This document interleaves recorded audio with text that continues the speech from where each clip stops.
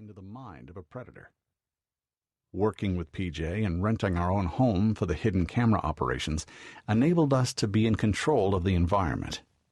We could get a pretty good sense of who the potential predators were based on the extensive chat logs with decoys. We could watch them checking out our house. We could watch them come in the door, sometimes uneasy, sometimes with great confidence. And I would be able to talk to these men face to face. I would hear their excuses and sometimes their confessions. Some would bolt as soon as they saw me. Some would refuse to leave, demanding over and over that they not be put on national television. These confrontations are a critical part of both exposing and understanding the problem. PJ has been criticized for tactics that some have called overly aggressive. Some police agencies don't think any civilians should be involved in this kind of work, and there are vocal opponents on the internet of anyone monitoring conversations in chat rooms. PJ was also criticized early on for outing the men caught in its stings before they had a chance to have their day in court.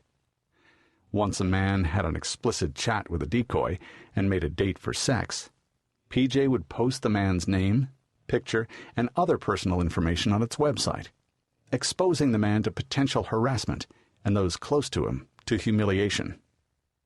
As PJ has evolved, it has gone from vigilante group to computer watchdog group. Once shunned by law enforcement, it is now in demand from police and sheriff's departments around the country.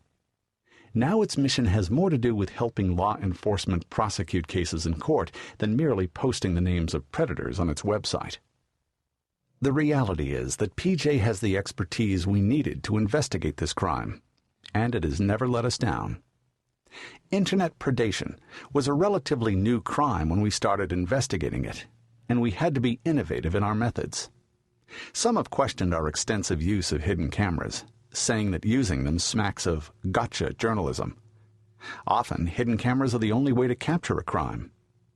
It's really no different than when we used them in Cambodia to expose the child sex tourism industry and the men from Europe and the United States traveling to sexually exploit young children, or in India to uncover child slave labor in the silk trade.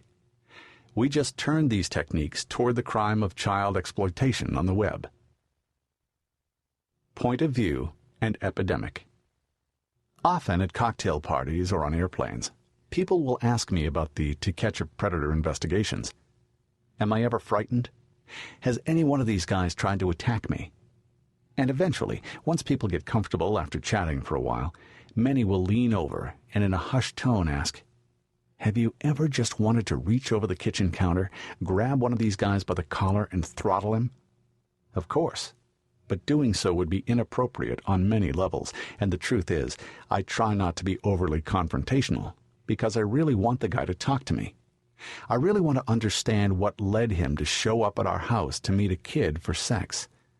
But I'd be lying if I didn't admit that when I watch a man skulk into one of our investigations and appear almost giddy about an encounter with a minor, I feel outrage on almost every level. As a parent, I find it gut-wrenching to come face-to-face with so many men who would groom an innocent child for sex. As a journalist, I have to try not only to understand why they do it, but also hold them accountable for their actions. I also see things that could never be shown on television. In the infamous rabbi case, that I'll talk about in detail later, I witnessed a man of God send obscene material over the internet to someone who said he was a 13-year-old boy. And not just run-of-the-mill porn. I'm talking about pictures of the rabbi naked, and in one case gleefully performing oral sex on another man. It's none of my business what consenting adults do together on the internet or in private, gay, straight, or bisexual encounters, but when it involves children, it is not only illegal, it is outrageous. Especially to watch as the rabbi so confidently, almost with a bounce in his step, walks into our hidden camera house to meet the boy. Showing a sense of outrage also helps me to get the truth out of some of these guys, and lets them understand that I know more than perhaps they think I do. In Ohio, for instance, when Alonzo 403 paid us a visit in the middle of the night looking for a 15-year-old girl home alone, I was fairly aggressive in my questioning.